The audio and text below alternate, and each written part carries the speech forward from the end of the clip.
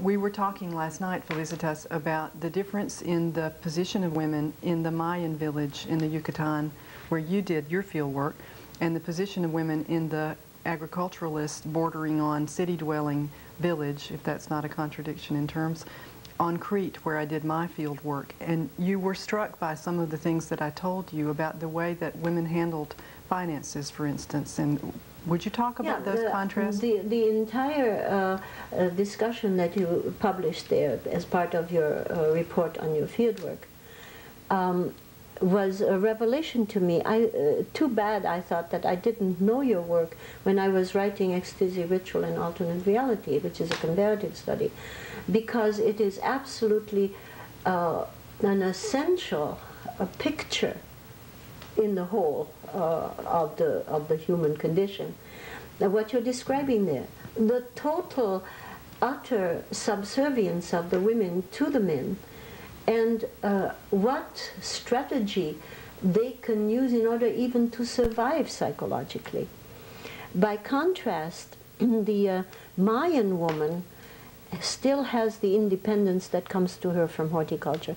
And I did not fully understand the import of that until I read your article. The Maya woman is independent economically. She has her own income. There's a very large homestead. And whatever she grows in that homestead, in the way of turkeys and chickens and piglets, and vegetables such as coriander, which is such an important supplement, spicing for food, herb for food. All of the income that comes from that is her personal property. If a man dares to demand that, even just demand that from her, she has an absolute right to leave him, just pack up and go. And that's accepted and supported in the culture. Absolutely. The whole community supports that. Well, how could he dare to interfere with that? A very interesting conflict that arose in the Apostolic Church that I know best, where I did fieldwork for 16 years running, always returning every year. One of the ministers that came in, a very important person in the history of that congregation, came from a city. He was from Campeche. And he was continually in conflict with the women because the women demanded their autonomy within the church organization. He was going to be in charge of the money that was collected. The women said no. He he founded an organization for women, the Dorcas, and the Dorcas had their own funds, and he assumed to himself the right to have access to that money, and the women rejected that. And there was continuous fight, literally fight, between the citified minister and the women who had their personal and financial autonomy. It's typically the women who carry their produce over jungle paths to the outlying villages, and they love that. And it's the women who used to go when there was still enough firewood, when I first started doing fieldwork in '69 there. And it was the women who went and got firewood from the scrub forest that replaced the original rainforest. They have a great deal to say about what's going on. And the picture is totally different from what you're describing, Reese.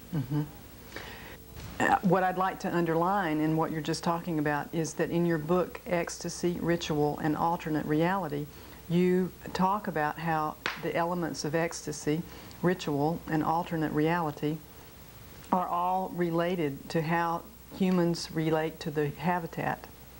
And that as humans shift in their relationship to the habitat, each one of these elements in human society also shifts. Right. And what we've just been talking about now is the relationship between men and women shifting from an egalitarian way of relating to each other to a hierarchy and the paradigm of control and dominance over each other, with men controlling women and resources and animals and rights to water and property and air and fields, etc. In a moment, I would like for us to talk further about the relationship to the alternate reality and how that shifted from gathering hunter times through horticulture and the beginning of what you have discovered, the ritual trance postures that you've talked about. Am I right? Okay. I started noticing the terms people use to talk about religion. I'm also a linguist, and I found that very interesting. Again, maybe, I don't know, maybe typically perhaps, it was the work of a woman who alerted me to this. There is a family of anthropologists in Africa that is quite well known. It's the Marshalls. And Laura Marshall, the mother of this wonderful brood, asked her informants, the Kung Bushmen, what Moom was.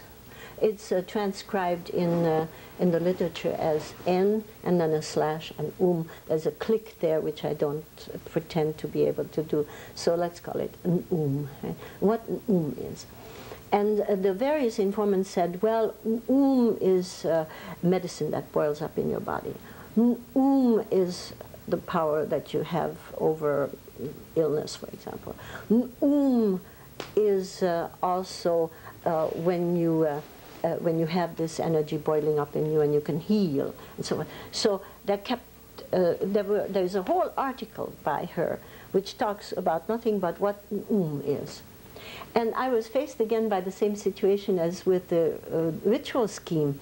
That, now let me see if this can be organized in a structured way. Now I was no longer thinking of opposites and mediating term. This was a different structure. That kind of structuralism was not applicable. So again, I went back to my cards and I put everything on cards, and then I started organizing, and all of a sudden I saw a fantastically interesting pattern, and that was the pattern that some of the qualities that were attributed to an were actually what I knew as the religious trance, that is the physical changes that are the basis for the religious experience. On the other hand, was also everything that was located in the alternate reality. The brother, the spirit that comes across the veldt and that takes the spirits of the dead and smokes them so that they can survive in the realm of the dead and so forth. All of that belonged to another section. Again, remember, I'm so visually oriented, right? So I put that into a heap. And then I noticed that what these sophisticated Bushmen were doing were saying that if in the trance you touch the alternate reality or enter into the alternate reality, there accrues to you power. But power not in the sense of dominating other humans, but rather I would like to call it empowerment, increase in capacity. That's really a much better way to characterize that. And this increase in capacity referred to such things as you're a better hunter, you're a better orator, you're a better healer, you have more luck with women. So there is an effect on you. What comes to you in the central column is what accrues to you when in the altered state you touch the alternate reality. So I tried to figure out if this worked out cross-culturally. There's very little linguistic field work being done here.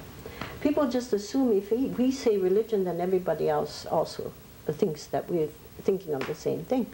When I was in Japan, I had people define for me what they mean when they say religion. I said, is Shinto a religion? Shinto is one of the most wonderful examples of folk religion. And it's a horticulturalist folk religion. They said, oh no, Shinto is not a religion. So, well, what is a religion? He said, well, for it to be a religion, you had to have a codified system of ethics, you had to have a book, and you had to have a known founder. That was religion. And you are defining religion very differently from that definition. Well, yeah, right now. I'm saying in my book you can't define religion.